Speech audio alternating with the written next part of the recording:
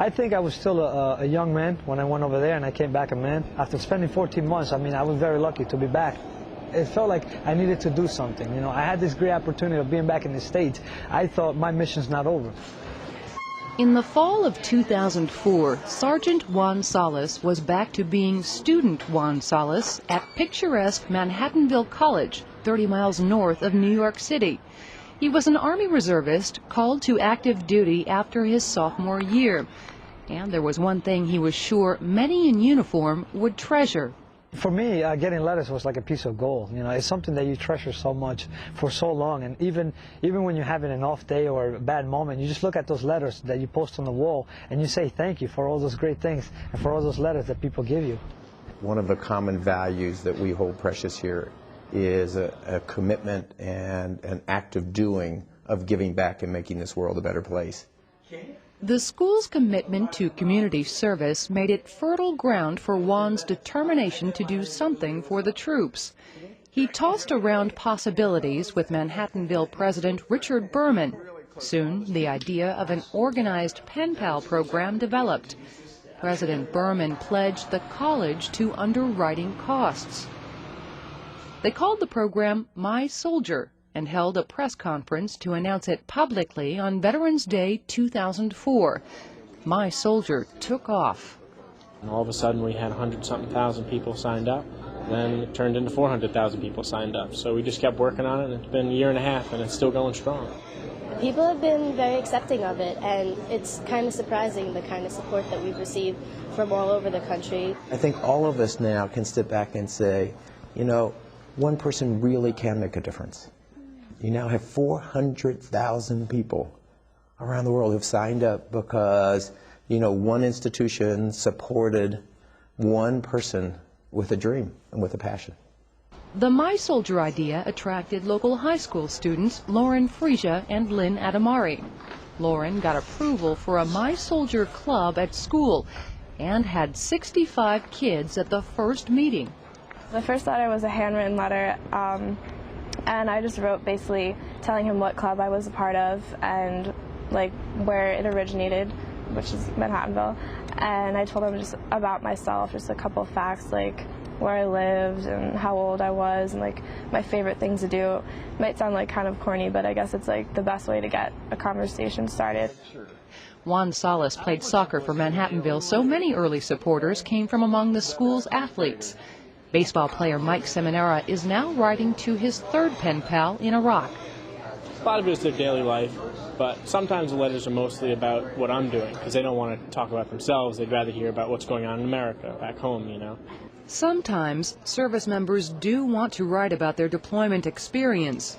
Lauren Frisia's soldier is a medevac crew chief. I just gave him the opportunity to talk to someone else outside of his family and like outside of his close friends, just to give him like sort of an outlet, I guess, to talk about the hard things that he was going through.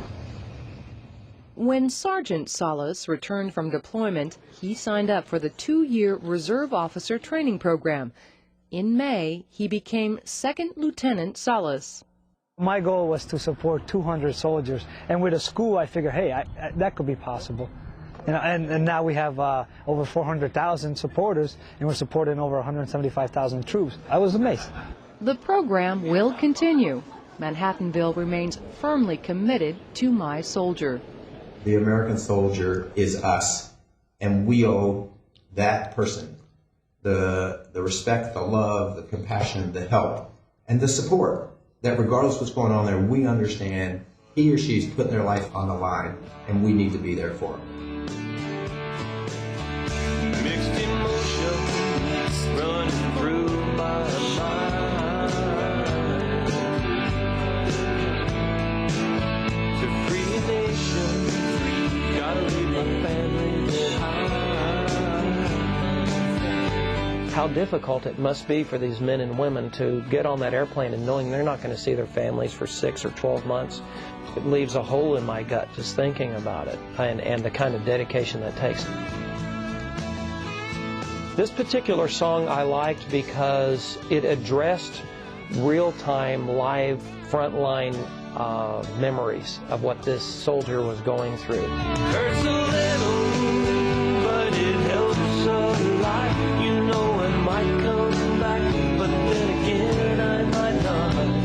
Ross Vick of the band True Heart got to record Hurts a Little.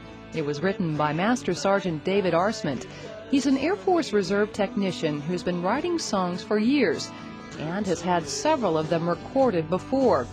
The father of 6 was asked to write a song about his Iraq experience before he was deployed, before there was a Songs from the Soul of Service contest.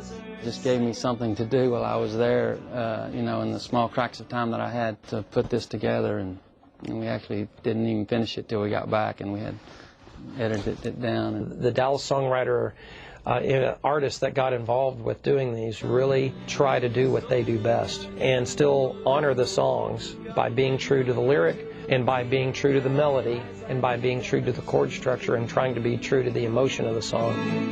Sounding good out there. Keep it up. Songs for the Soul is a wonderful concept, and I'm just proud to be a part of it in any capacity. But it's such an inspirational and hope factor for the servicemen and women overseas. The contest did give Master Sergeant Arsment hope and inspiration. He entered several songs. I come to find out that 4 of them made it to the semifinals. I was so thrilled. I just, you know, I'm so excited. And this song, Hurts a Little, it deals with not just the soldier, but also all the family members, what they go through. Ross Vick came to visit him in Fort Worth and previewed the new recording of Hurts a Little.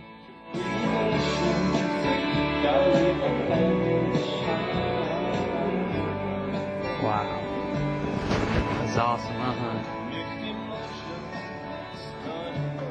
I'll probably listen to that at least 100 times in the next 2 days. The two even played it together.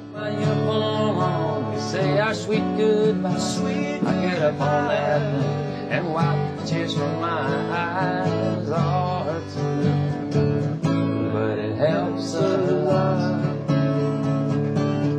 In the last half hour, we've introduced you to 4 organizations striving to make a difference in the lives of U.S. military men and women serving all around the world. They and more than 200 other organizations make up the America Supports You network. I'm Master Sergeant Daniela Marcus. This has been Recon.